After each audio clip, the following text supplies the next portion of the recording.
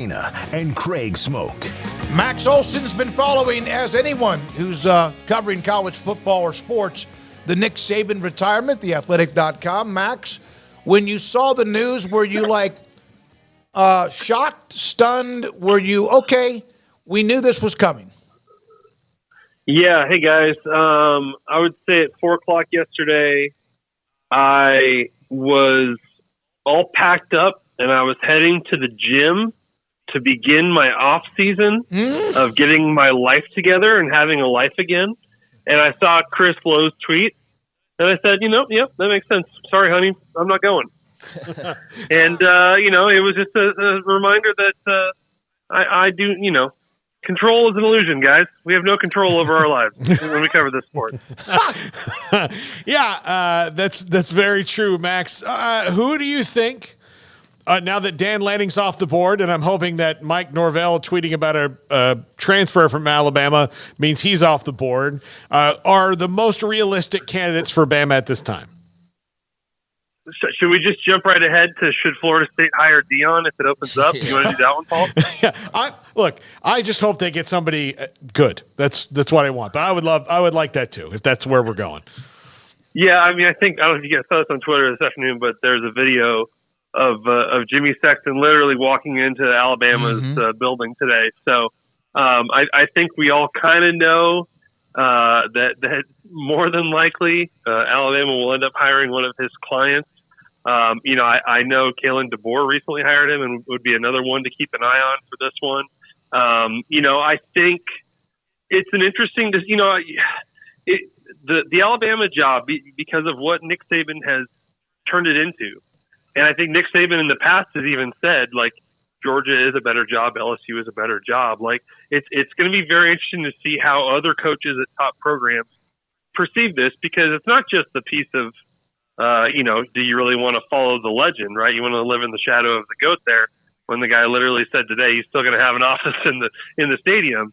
There's obviously that part, but if you're at a place like Texas or Oregon or you name it, I think I'm not saying that those are automatically better jobs than Alabama, but it's an interesting conversation for those coaches and their agents and their families about, are we better off where we are now? I think you saw today, Dan Lanning really felt like with what he's built through 2 years, the roster he's got coming back, the experience he's had in Eugene, he didn't feel like Tuscaloosa was a better move. And I think that's a very tricky debate for a lot of these guys, because it is still Alabama, right? It is still ready-made to go win national championships.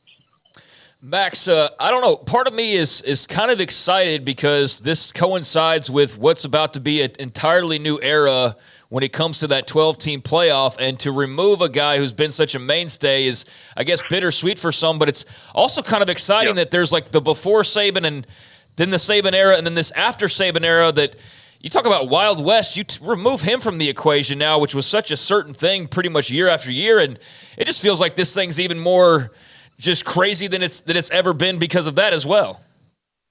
Yeah, and guys, in a way, it's a little bit sad when you think about it's just been kind of nice to know he was always there, and I think that it's not just the impact that had on Alabama as a program, as a university. Obviously it's just incalculable, but I think Nick Saban's presence as the GOAT in this sport has also just raised the pressure and the commitment, the buy-in from everybody trying to catch up to Alabama too. So it's weird to just kind of think about a world where he's not the guy setting the standard for everybody. And you're right. I think it is probably if you are Steve Sarkisian or Kirby Smart, or shoot, even Mike Elko right now, you're probably looking at this, Brian Kelly looking at this saying, well, here's the day we've all been waiting and praying for, when, if not to say Alabama's going to take a step back by any means, we'll see how this all shakes out. But, when you take Nick Saban out of the equation, someday, other people are going to have a chance to run this thing, and people will default to Kirby Smart. But certainly there's a lot of people that have bbeen waiting for the day for Alabama to not have Nick Saban in charge, and hope that that gives them a chance to give them a better chance to win national titles. Now, obviously, a 12-team playoff is going to complicate that, but you're right. It is a pretty crazy shakeup going into a year that is going to feel unlike anything we've seen before. And maybe Harbaugh leaves. Yeah, and then Harbaugh might be out the door to the NFL. Right. Who knows? Max, you did the story about the value of the draft picks that played for Nick Saban. There was also the story about the value of what he brought to Alabama, from out-of-state students to the population at Tuscaloosa to the enrollment at Alabama. But $2.3 billion for former players, that had to be kind of a fun story to go look at. But the kind of impact he had, yes, the 6 national titles, but much more others earned money while he also was earning money. Yeah, it's the asterisk there is it's 2.3 billion so far. I think the guys that have been coached by Nick Saban, true. In Alabama, I think we can agree Trayvon Diggs is probably going to make a lot more money over the rest of this decade, right? Tua, Devontae Smith. I mean, you go down the list. They've got Bryce Young and Will Anderson. They've got a lot of young guys in this league that are going to continue to be mainstays in this league for a long time. It was fun to put together. I credit Zach Barnett from Football Scoop with kind of throwing that idea out there. If somebody should go look up just how much his players have made in the league. And, I think it's one of those things, it's surprising to look up for sure and learn that, the highest earner is Julio Jones at almost $150 million in his career, which is just insane. But it is a testament to Saban's greatness. I know he cared very much about how he prepared his players for the future with or without football, and wanted to set them up for better futures that could change their lives and stuff like that. And so you just think about the more than 110 guys that have come through that program that have turned into millionaires just by going to the NFL.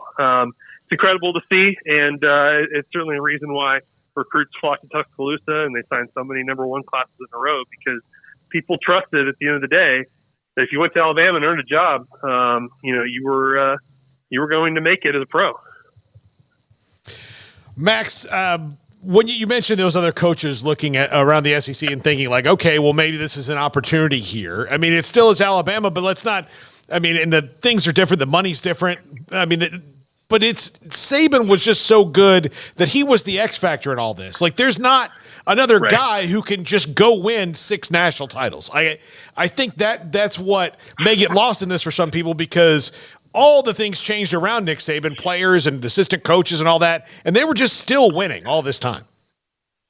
Yeah. I think that's one of my favorite. That will always be one of my favorite things about the Nick Saban era is this is truly how powerful he was, that it usually did not matter who was on his coaching staff. I mean, you would have, sure, there were some years when, oh my gosh, you go through it, and he's got Mario Cristobal, and he's got Lane Kiffin, he's got Kirby Smart, and he's got all these guys that are future head coaches, obviously. But everybody's replaceable. Like, everybody, goes through there and moves on up in the world. And he just replaces them with another coordinator, with another assistant, and Alabama would stay in the mix. And I just don't think, that tells you just what a machine it was there, what a factory it was in terms of producing great football players. And you have to have a great infrastructure. You have to have a great boss for that to be possible. But you just look across the landscape. I don't know that there's any other coaches in the country where you could really say, yeah, they could do that. They could pull that off of just having a revolving door of assistant coaches, and yet the results stay the same. Max, what did you think of the national championship game on Monday night? Michigan getting the win. It seems like forever ago, because this Saban stuff's kind of overshadowed what was the end of the actual season we cover, but Michigan over Washington. What were your thoughts on kind of how that unfolded? And also the Wolverines, obviously in a very interesting year to go win their first title in forever. Yeah, I was at that game, and now all of a sudden that feels like a very long time ago, and I believe that was Monday. So that's a strange feeling. It was really impressive. I think that this Michigan football team, first of all, I think it's gonna be a long time before we see another 15-0 team, just with the way this is all getting set up here going forward. Pretty incredible to pull off what they did. I think that the way they beat Washington was the way they beat everybody this year, and that was, as good as Washington was with its passing offense, stuff like that, they just could not get comfortable at any point against that Michigan defense. that's the best. It was the best in the country, and that team was built around the best defense in the country. A group that was great at pressuring you up front and great at covering you up on the back end, and you really saw how much Penix struggled, had a career high in terms of incompletions in that game. And then offensively, they're going to pound you with the run, and do JJ's going to do a little bit, but it's going to be a lot of Corman Edwards. And just was so impressed by the way they played and the way that they really controlled that fourth quarter as certainly the far more physical team in that game. Credit to Washington for getting that far. It was an amazing season. But Michigan was the best team all along, despite Jim Harbaugh not being their coach for 6 games. It just didn't matter. This was kind of the team of destiny, and a lot of stuff is going to probably happen in terms of the fallout here. But they certainly went all in on this year, and there's no question who should have won it. Max, do not allow a football coach, no matter how amazing his career was, to keep you from getting yourself back in shape and starting the new year the way you wanted and intended. Smokey. Yeah, you're welcome. That is the affirmation I need. Thank you, buddy. There you go. There you go. Max, at this time next week, are we having you on talking about Jim Harbaugh and the Michigan opening? Maybe I'll answer, maybe I won't. We'll see. Yeah, you are kind of the big deal. I mean, doing the columns that you do, and there's never enough, right? There's never a day, like you said, going to the gym. Somebody said they're going to the ski slopes, and all of a sudden there's another story. Have fun, enjoy it. Thanks for your time as always, young man. Hey, I appreciate it, guys. Yeah, I'm going to try and take next week off, which guarantees that a bunch of crazy stuff is going to happen. Max Olson with theathletic.com. His story was the fact that of the players who have